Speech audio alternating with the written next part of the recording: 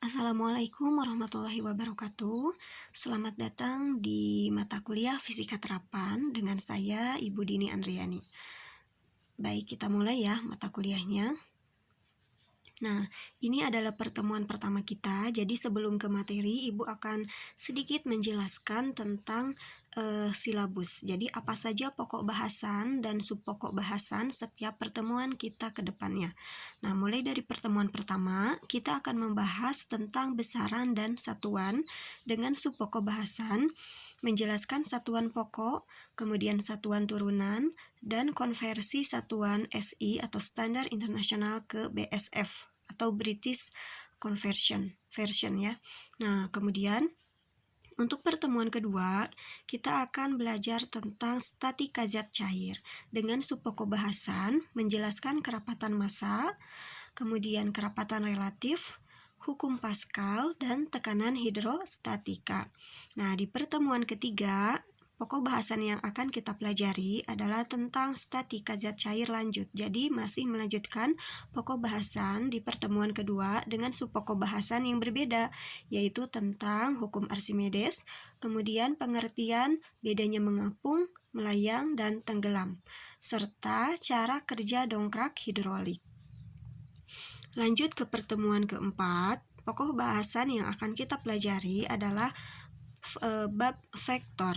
Kemudian subpokok bahasannya kita akan mempelajari bagaimana mencari resultan vektor menggunakan metode-metode yang berbeda, yaitu ada metode parallelogram atau metode jajar genjang atau metode sejajar, kemudian ada metode segitiga dan metode poligon. Nah, di pertemuan kelima, pokok bahasan masih tentang vektor, tapi dengan subpokok bahasan yang berbeda. Jadi di sini pokok bahasannya tentang vektor lanjutan ya, Ibu sebut ya. Apa subpokok bahasan di pertemuan kelima? Yaitu Ibu akan menjelaskan kerapatan, maaf ya, di sini sepertinya ada salah ketik. Maksudnya subpokok bahasannya itu menjelaskan uraian gaya. Nah, kemudian untuk pertemuan ke-6, pokok bahasan yang akan dipelajari yaitu tentang momen dan titik berat dengan subpokok bahasannya menjelaskan momen gaya, kemudian titik berat dan perpindahan massa. Nah, pertemuan ke-7 ada pokok bahasan momen dan titik berat lanjutan. Jadi masih melanjutkan untuk pertemuan ke-6 dengan subpokok bahasan yaitu menjelaskan tentang gaya geser, bending moment. Nah, atau momen bengkak ya kalau di Indonesia kan, jadi Ibu pakai istilah bending moment saja, dan bending moment diagram.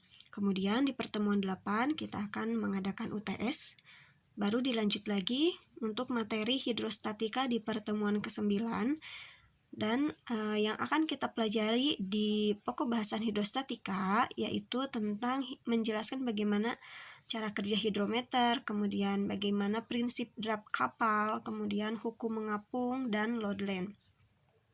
Dilanjut ke pertemuan ke-10, pokok bahasan yang akan kita pelajari yaitu masih melanjutkan pokok bahasan ke-9 tentang hidrostatika.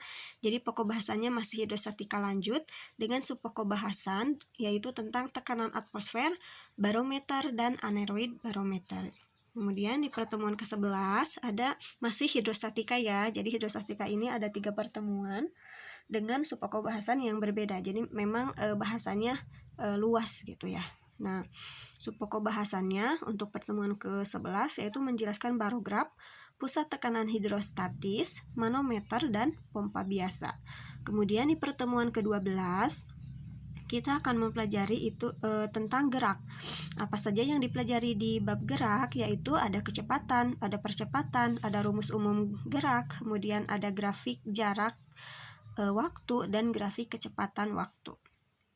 Nah, di pertemuan ke-13 masih tentang gerak di sini. Jadi pokok bahasanya gerak lanjutan dengan subpokok bahasan menjelaskan aplikasi radar.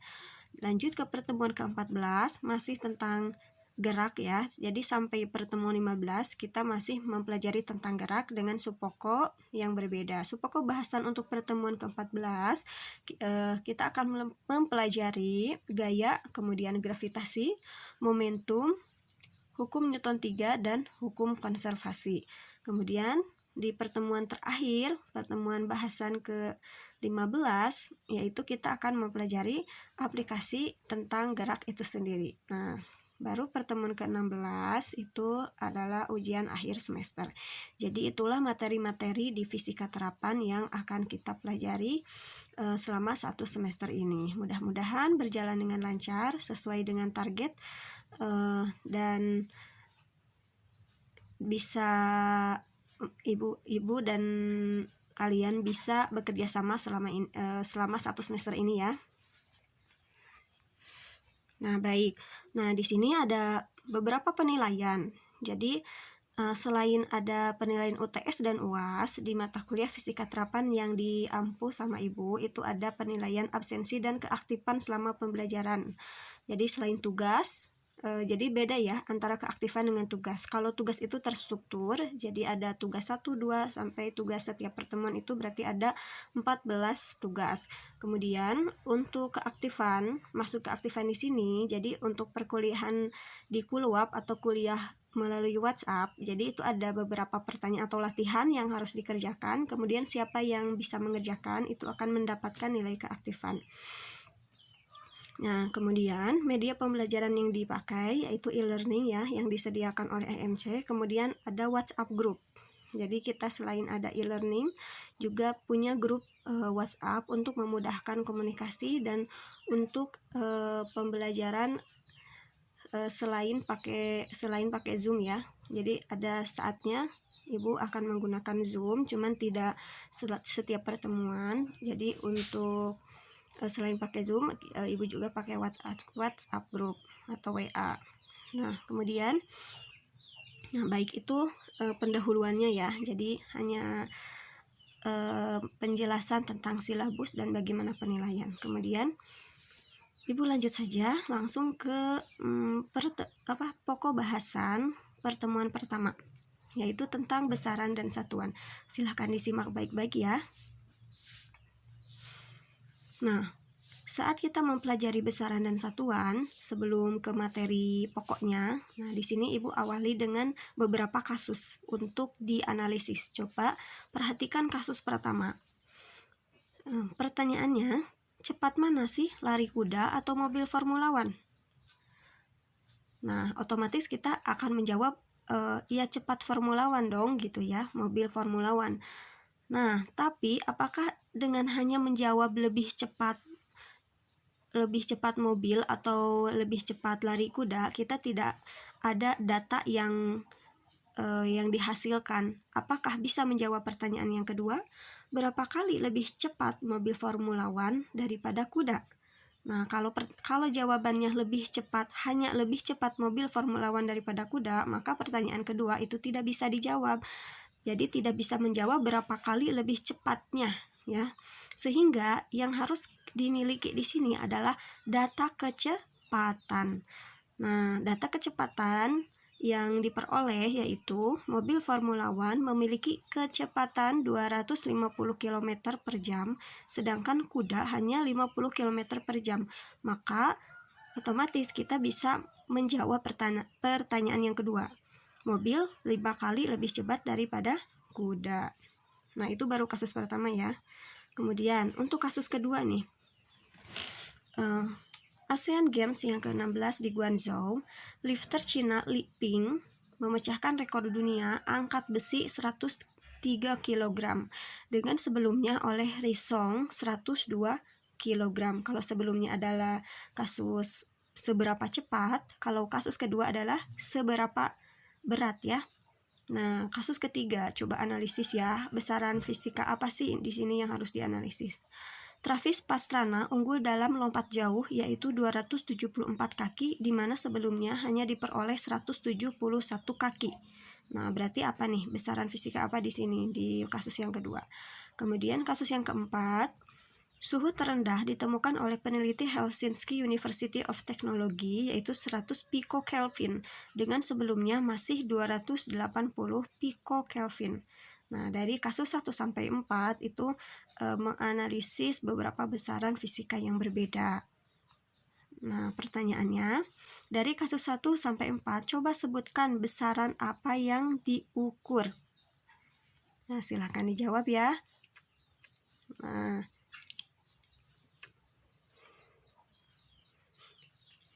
Nah, besaran fisika, apa sih besaran fisika itu? Oke, sebelumnya, sebelum ke slide berikutnya, Ibu akan jawab ya. Akan jawab dulu nih. Berarti untuk kasus pertama, besaran yang diukur adalah besaran kecepatan, karena di sini yang kita sedang perbincangkan adalah seberapa cepat, yaitu berarti besaran kecepatan yang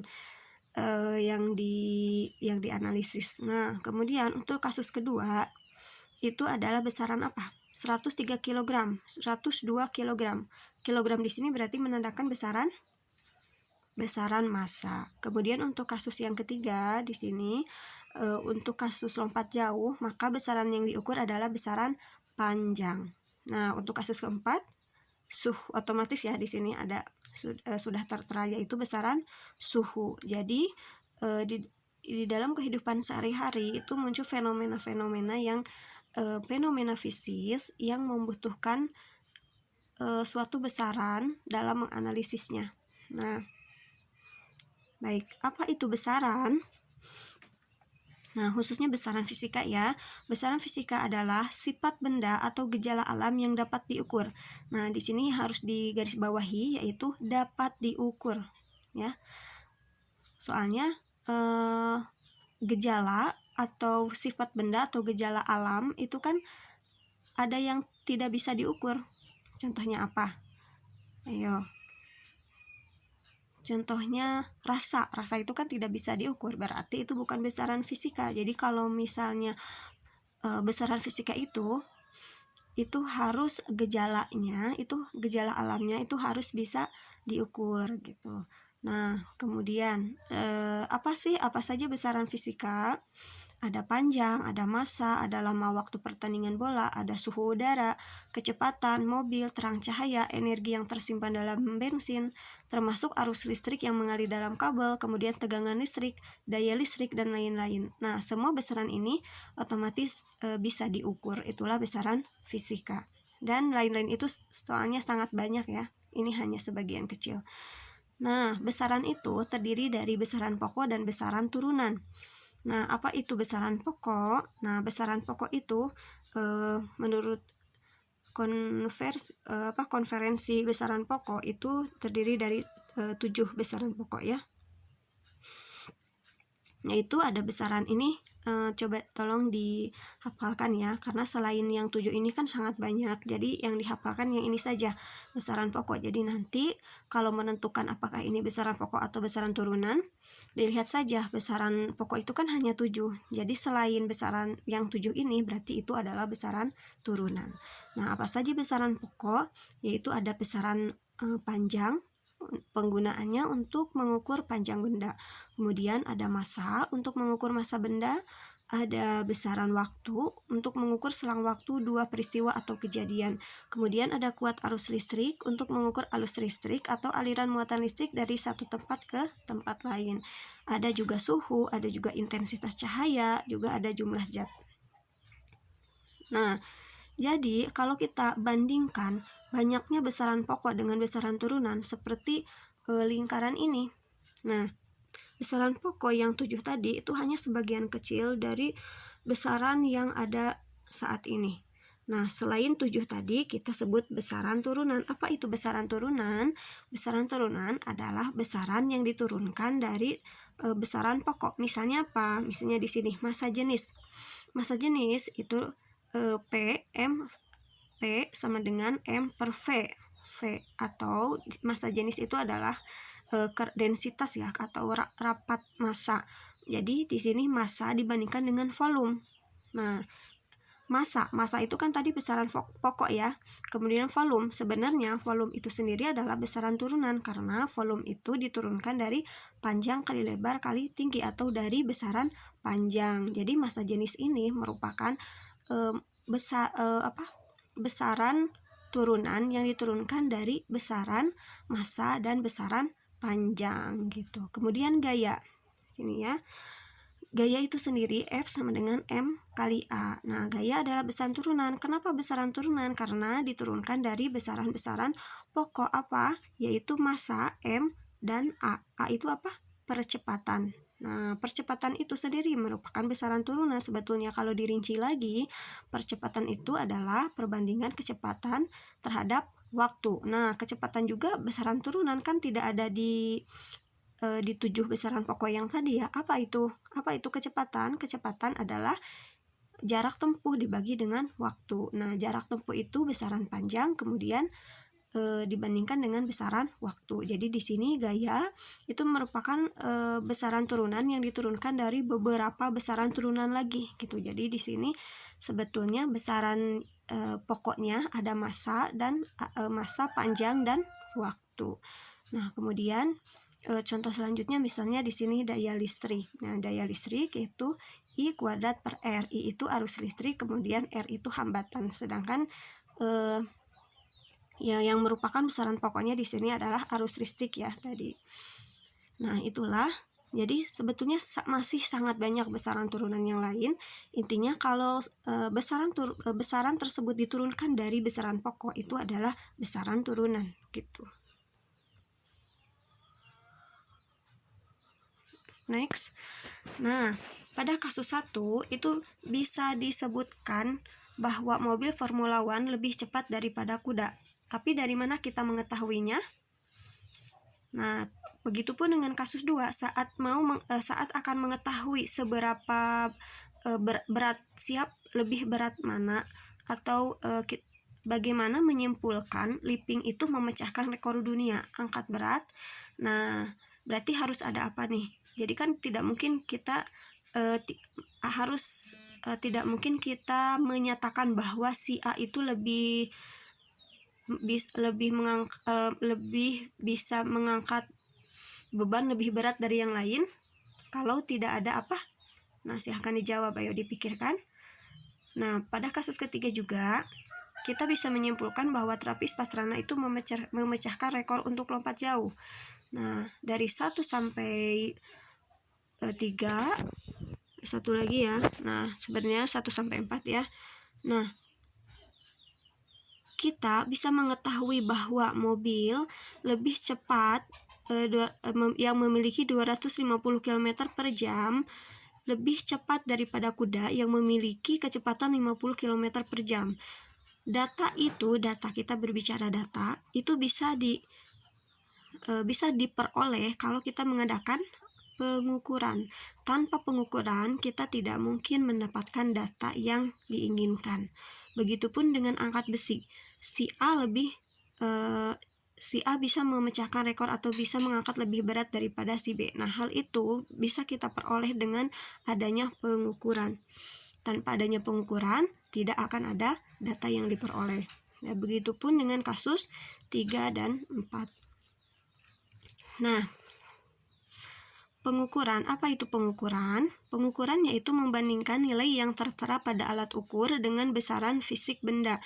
Misalnya, kita akan mengukur panjang meja, maka kita membandingkan alat ukur yang kita miliki, misalnya mistar, dengan besaran fisik benda. Jadi bendanya, seberapa panjang bendanya kita bandingkan dengan alat ukurnya. Nah, itu definisi pengukuran ya. Nah, di sini ada pertanyaan, apakah mengukur dengan jengkal tangan dinamakan pengukuran? Nah, jadi jengkal atau hasta, apakah itu dinamakan pengukuran? Maaf.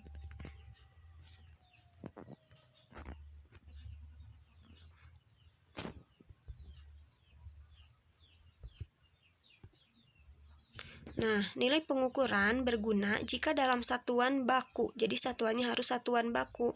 Yaitu apa itu satuan baku? Yaitu satuan yang diterima secara umum dan terdefinisi dengan pasti nilainya. Nah, untuk jengkal atau hasta itu tiap orang memiliki nilai yang berbeda. Jadi hasta atau jengkal orang satu dengan orang yang lainnya itu akan memiliki nilai yang berbeda sehingga tidak bisa mengukur dengan itu atau tidak bisa dinamakan pengukuran. Jadi harus satuan baku. Nah, kita akan berbicara tentang satuan. Jadi tadi kita berbicara tentang besaran. Nah, kita akan berbicara tentang satuan, tapi satuannya satuan baku yang terdefinisi. Nah, misalnya di sini ada 3 orang yang melakukan pengukuran panjang benda yang sama. Misal, si A melaporkan bahwa panjang benda tersebut 1,5. Nah, si B melaporkan bahwa panjang benda tersebut 150. Begitu informasinya ya. Kemudian si C melaporkan bahwa panjang benda tersebut 1.500. Kemudian siapa yang benar? Apakah si A?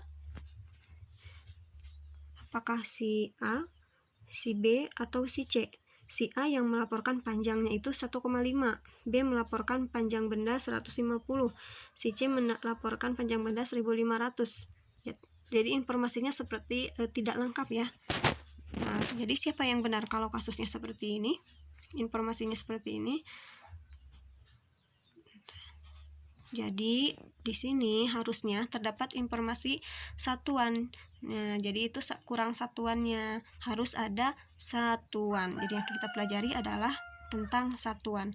Kalau misalnya 1,5-nya itu dalam satuan meter dan B-nya itu melaporkan dalam satuan sentimeter dan orang si C itu melaporkan dalam satuan milimeter, maka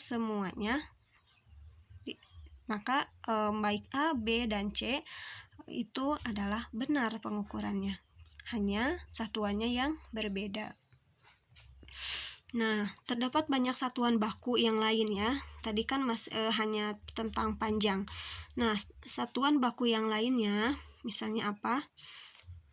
Misal untuk ketinggian pesawat terbang bisa menggunakan misalnya satuan kaki atau meter. Kemudian untuk lebar TV biasanya apa? Inci ya. Nah, kemudian untuk apalagi? Untuk jarak juga ada mil, ada kilometer. Jadi banyak sekali satuannya. Nah, tetapi ditetapkan satuan standar internasional. Tadi kan sudah disebutkan untuk mengukur panjang itu kan bisa pakai mil, bisa pakai kilometer, bisa pakai meter. Jadi yang benarnya yang mana? Nah, di sini kita berbicara tentang satuan standar. Jadi ada satuan standar internasional untuk menentukan hanya satu satuan yang digunakan sebagai satuan standar. Khusus untuk 7 besaran pokok yang sebelumnya kita pelajari, maka ditentukan dalam Konferensi Umum Berat dan Pengukuran ke-14 tahun 1971 tentang satuan untuk besaran pokok. Nah, satuan standar internasional untuk untuk besaran pokok panjang itu adalah meter. Kemudian untuk satuan besaran pokok massa itu adalah kilogram. Kan selain kilogram itu banyak ya, ada gram, ada ton, ada kuintal, tapi yang standarnya itu adalah kilogram. Kemudian untuk waktu satuan standarnya itu bukan jam atau bukan detik, tapi atau bukan menit, tapi detik atau sekon. Kemudian satuan untuk watt arus listrik itu ampere. Nah, silahkan dilihat di tabel yang ketiga itu untuk singkatannya ya. Kemudian untuk suhu, satuan standarnya itu bukan Celcius tapi Kelvin. Kemudian untuk intensitas cahaya ada kandela, dan untuk jumlah zat itu ada mol.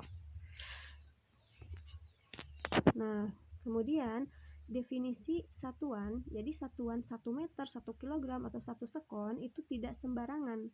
Jadi memang diukur ada standarnya gitu, didefinisikan 1 meter itu segimana.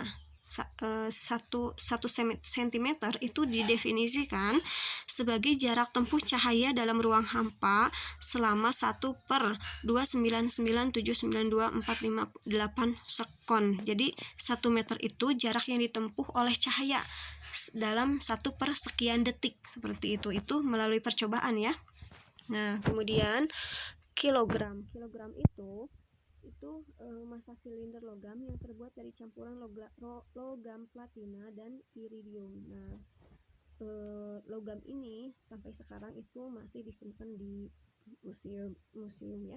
Nah, kemudian sekon itu 1 sekon itu didefinisikan waktu yang diperlukan oleh gelombang yang dipancarkan atom cesium 133 untuk berosilasi sebanyak sekian kali, ya banyak. Nah, kemudian satuan panjang. Tadi kan satuan panjang untuk yang standar internasionalnya itu adalah meter.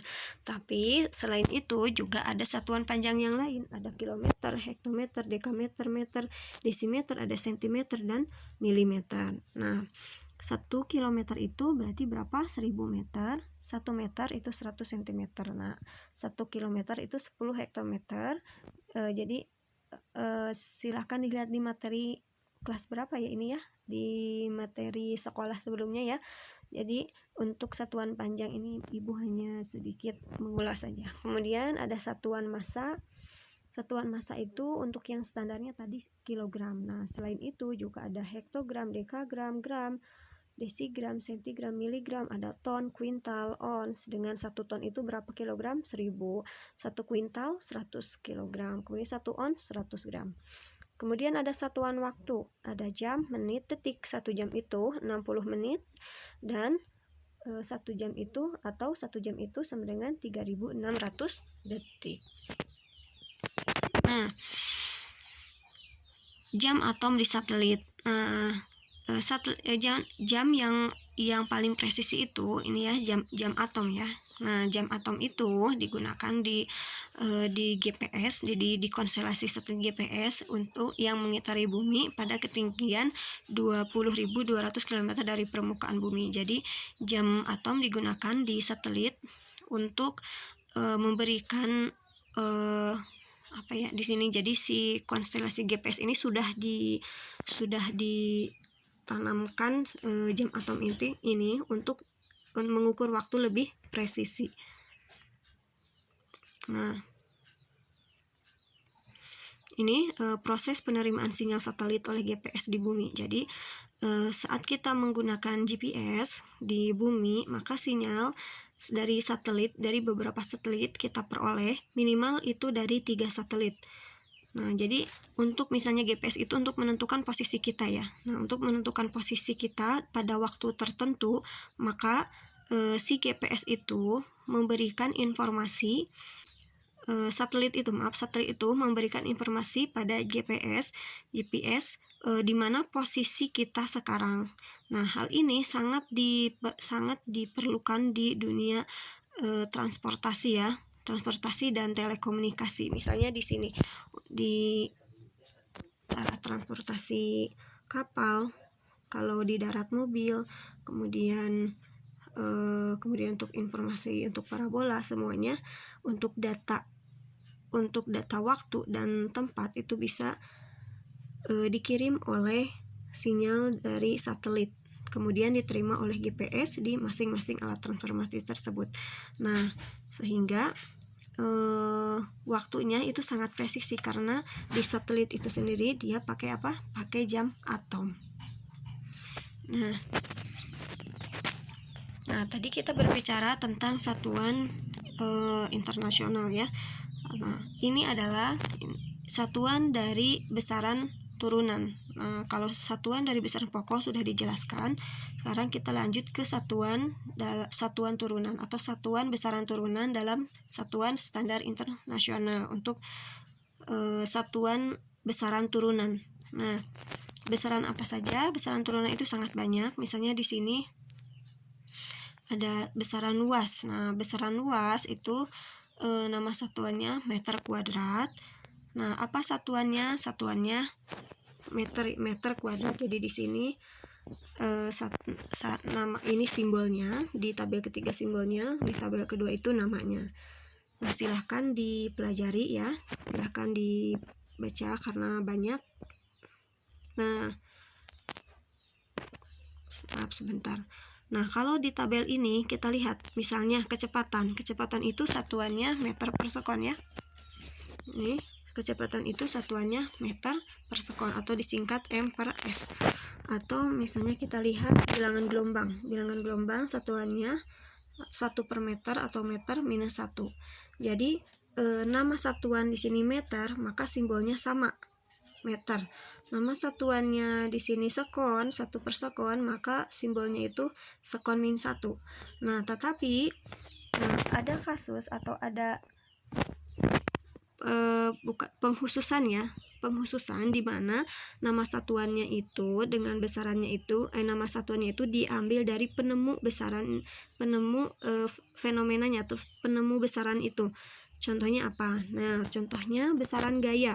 Besaran gaya itu ya ditemukan oleh Newton, sehingga nama besarannya itu nama besarannya adalah Newton gitu. Kemudian simbolnya N. Nah, simbolnya N itu menandakan Newton. Untuk satuan SI-nya itu tetap pakai satuan standar internasional yang tadi ya, 7 tadi ada meter, kilogram, dan sekon. Kemudian tekanan. Jadi selain dinyatakan oleh unit SI standar internasional yaitu meter, kilogram, sekon minus 2 juga bisa dinyatakan dengan nama dari penemu besaran tersebut, misalnya Newton. Jadi 1 Newton atau 1 meter kilogram sekon minus 2. Kemudian tekanan itu bisa dinyatakan satuannya oleh PA atau Pascal, atau juga meter minus 1 kilogram sekon minus 2. Ini untuk unit standar internasionalnya. Nah, begitu juga dengan energi, yaitu joule, frekuensi, hertz, muatan listrik, coulomb, kemudian ada hambatan listrik, ohm. Itu di sini ada kekhususan namanya. Jadi untuk satuannya bisa menggunakan simbol-simbol ini, simbol menyatakan nama penemunya. Nah, di sini harus sangat diperhatikan. Jadi satuan itu selain tadi satuan internasional juga ada satuan British version. Jadi ada versi Britishnya. Nah, misalnya kalau di Indonesia, di sini kan kita tidak lazim untuk menyatakan panjang itu dengan kaki ya, atau panjang itu dengan inci. Tapi di British sana, banyaknya di Eropa itu menggunakan satuan-satuan seperti kaki, inci, mil, seperti itu. Sehingga kita di dunia perkapalan gitu ya. Nah, harus sangat familiar dengan satuan British ini, karena kita tidak hanya diam di satu wilayah Asia saja, di mana Asia itu kan lazimnya kalau panjang menggunakan meter atau tidak lazim menggunakan satuan-satuan British. Tapi untuk dunia perkapalan di mana mobilisasinya itu sangat luas, jadi tidak hanya di Asia saja, tapi berangkat ke Eropa kemana, sehingga di sini pemahaman mengkonversi satuan itu harus sangat dipelajari atau harus sangat dipahami. Jadi di sini tolong ditekankan atau diperhatikan, kita harus bisa mengkonversi dari satuan SI yang biasanya kita gunakan di sini di Asia atau di Indonesia, itu kita konversi ke versi Britishnya. Misalnya 1 kaki itu 0,3048 meter, maka kita harus bisa mengkonversi 1 meter ke kaki. Berarti 1 meter itu berapa kaki? 1 meter berarti 1 per 0,3048 meter. Nih ya, maaf.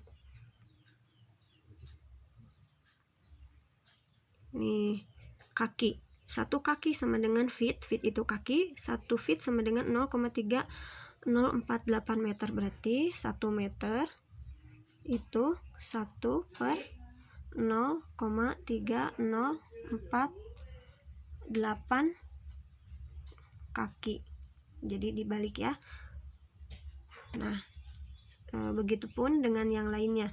Berarti di sini misalnya 1 mil sama dengan 1,6093 km, berarti 1 km adalah 1 per 1,6093 mil, seperti itu.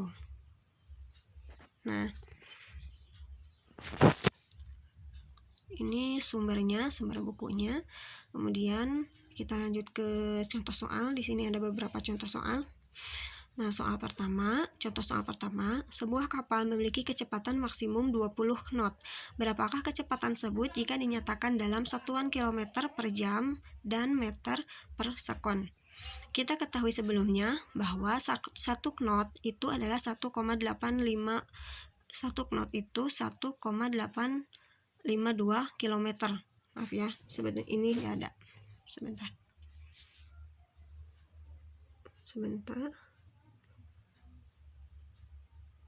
Nah, ini ya. Ini di slide sebelumnya. Jadi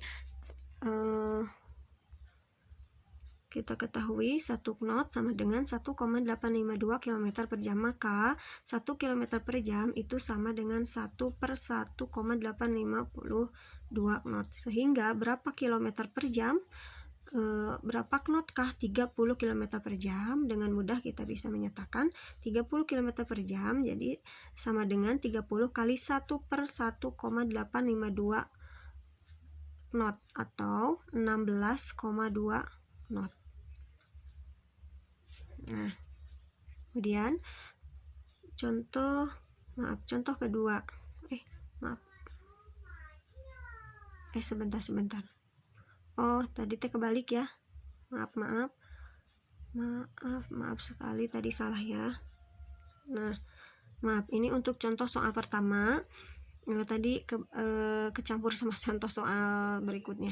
Jadi satu dulu ya. Contoh soal pertama, sebuah kapal memiliki kecepatan maksimum 20 knot. Berapakah kecepatan tersebut jika dinyatakan dalam satuan kilometer per jam dan meter per sekon? Nah, karena sebelumnya kita telah mengetahui bahwa 1 knot itu 1,852 km per jam, maka dengan mudahnya ketika kita ingin mengetahui 20 knot itu berapa kilometer per jam, tinggal dikalikan saja 20 dikali 1,852 km per jam, sehingga diperoleh 20 knot itu adalah 37 km per jam.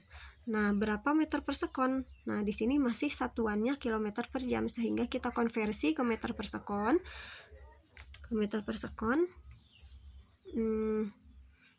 Sini 37 km per jam. Nah, kilometer ke meter. Nih, bentar ya. Jadi caranya kita ubah satu-satu dulu. Ubah dulu satuannya. Karena di sini kilometer, kita akan ubah ke meter, maka 1 km itu adalah 1000 meter. Kemudian jam 1 jam itu berapa detik? Di sini kan ke jam mau dikonversi ke detiknya. Jadi 1 jam itu 3600 detik. Sehingga 37 km per jam itu 37 dikali 1000. 1000-nya karena 1 km itu sama dengan 1000 meter. Kemudian 37 kali 1000 per 3600. 3600 yaitu dari jam ke detik, seperti itu. Nah, kemudian contoh yang kedua. Nah, kapal feri melaju dengan kecepatan maksimum 30 km. Ini kebalikannya ya, 30 km per jam. Berapa kecepatan kapal feri tersebut jika dinyatakan dalam satuan knot? Tadi sudah kita ketahui bahwa 1 knot itu 1,852 km per jam, maka 1 km per jam itu 1 per 1,82 knot. Sehingga 30 km per jam itu 30 kali 1 per 1,852 knot.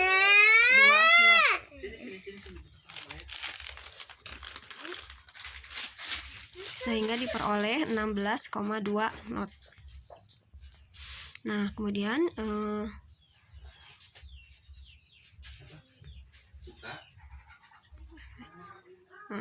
mohon maaf ya, itu anak saya. Nah, kemudian contoh yang ketiga itu sebuah kapal tanker memiliki massa 80 juta ton. Berapa massa kapal tersebut jika dinyatakan dalam kilogram? Nah, kalau dinyatakan dalam, ini kan dari kita ubah atau konversi dari ton ke kilogram ya. Karena 1 ton itu 10 pangkat 3 kg, maka 80 juta ton atau 80 juta kita singkat jadi 8 kali 10 pangkat 7, sehingga dari ton ke kilogram itu 10 pangkat 3, kita kalikan saja dengan 10 pangkat 3 sehingga diperoleh 8 kali 10 pangkat 10 kilogram. Nah, kemudian contoh terakhir nih ya, sebuah kapal memiliki panjang 100 meter dan lebar 12 meter. Ketinggian lambung kapal diukur dari permukaan laut adalah 5 meter. Berapa volume lambung kapal dalam feet pangkat 3? Jadi dinyatakan dalam kaki pangkat 3. Nah, biasanya kan dalam meter pangkat 3 ya, jadi ini dinyatakan dalam feet pangkat 3.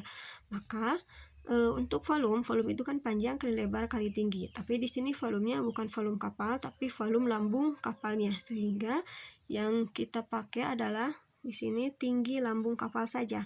100 kali 12 kali 5 meter diperoleh 6000 meter pangkat 3. Nah, di sini satuannya masih dalam meter, sehingga karena kita ketahui 1 meter pangkat 3 itu sama dengan 35,315 feet pangkat 3, maka volume lambung kapalnya kita konversi dari meter ke feet ya, dari meter ke kaki. Nah, sehingga tinggal dikalikan saja 6000 dikali 35,315 feet pangkat 3 sehingga diperoleh 211,89 feet pangkat 3. Nah, itu latihan soal, kemudian contoh soal, kemudian silahkan kerjakan latihan ini ya. Nah, ya sampai di sini untuk pertemuan pertama tentang besaran dan satuan. Terima kasih semuanya. Assalamualaikum warahmatullahi wabarakatuh.